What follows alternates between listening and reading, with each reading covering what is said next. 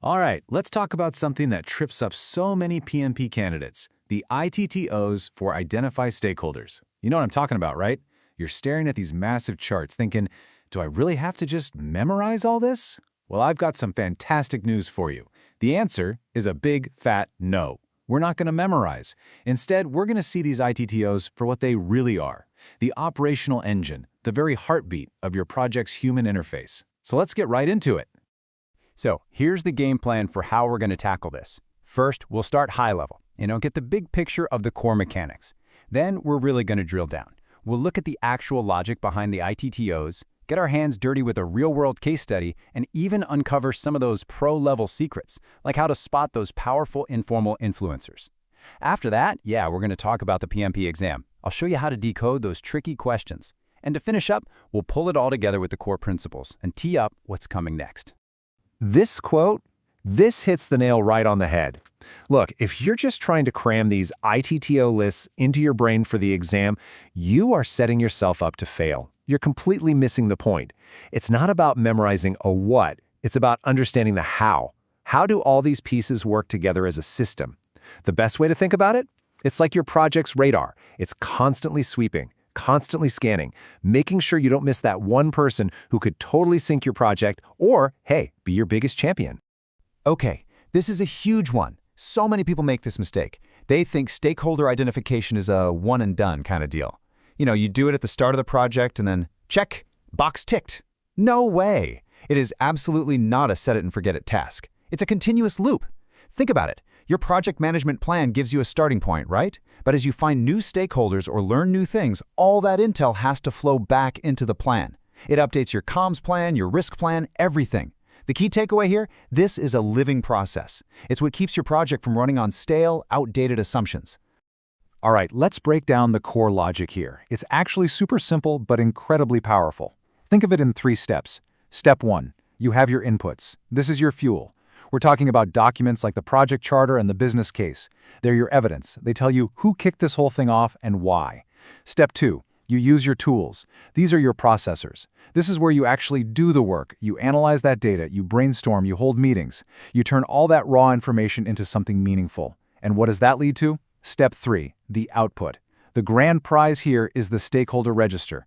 This is your master map of the entire human landscape of your project. And here's where it all clicks. Let's make this real.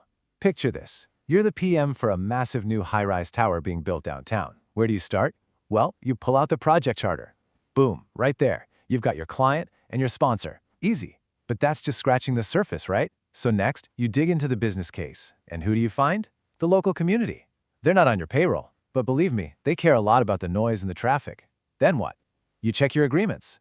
Suddenly, you've got a whole new list of stakeholders. All your specialized subcontractors, the folks doing the electric, the plumbing, you name it.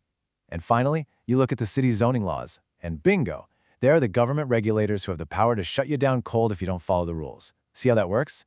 Each input document peels back another layer of the onion, revealing a whole new part of your project's ecosystem. Okay, let's talk about a huge blind spot for PMs. This is where a lot of projects go to die, and it's what I call the visibility gap. We love our org charts, don't we? They're neat, they're clean, but they don't tell the whole story. The real power, the real influence often doesn't have a formal title. I'm talking about that senior engineer who's been there for 30 years. His name isn't on the charter, but everyone knows nothing gets done without his say-so. Or how about the CEO's executive assistant? They control the calendar, the access. They're a major gatekeeper. These are your shadow stakeholders. And trust me, if you're not proactively mapping these people out, you are walking straight into an ambush. All right, let's switch gears to the PMP exam for a second, because this is a big one. There's a super common trap question they love to use, and it's all about the outputs. They will try to trick you. They'll give you a scenario and suggest that the output of identifying stakeholders is the stakeholder engagement plan. Wrong. That is 100% incorrect. You have to remember PMI's logic is all about sequence. You cannot plan how to engage someone if you haven't even identified them yet. So say it with me. You identify first, then you plan. That means the direct output here is always the stakeholder register. So if you get a question that says a new stakeholder has just been discovered, what's the first thing you do? The answer is always update the stakeholder register, period. So now you've got this amazing stakeholder register. What now? Is it just a list you file away? Absolutely not. This thing is your secret weapon. It is the master key that unlocks smart, practical leadership. This document is what tells you, hey, that government regulator needs a formal, detailed report every single Friday, no exceptions. But it also tells you that other person, they just need a quick email update once a month. It's how you decide where to spend your precious time and energy. It helps you see potential conflicts coming from a mile away so you can deal with them before they explode. This is how you turn raw data into real strategic action. Okay, let's wrap this all up into 6 core principles. Think of this as your cheat sheet. Number 1, inputs are your fuel. Can't start the engine without them. Number 2, tools are the processors that turn that fuel into power. 3, the register is your single source of truth, the official map. 4, remember, identification is iterative. It never, ever stops. 5, classification drives your strategy. You can't have a one-size-fits-all approach. And finally, number 6, uphold transparency and ethics. Handle this info like a pro. If you can burn these 6 principles into your brain, you're not just studying for a test anymore, you're learning how to be a true architect of project success. So, there you have it. We've totally broken down the operational flow of identifying stakeholders. We know what the fuel is, how the engine works, and what comes out the other side. But identifying them, that's really only half the battle. Just knowing who they are isn't enough.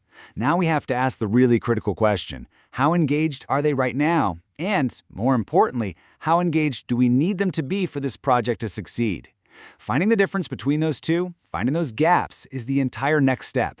And that is exactly where the Stakeholder Engagement Assessment Matrix comes into play. We're going to dive deep into that one next time.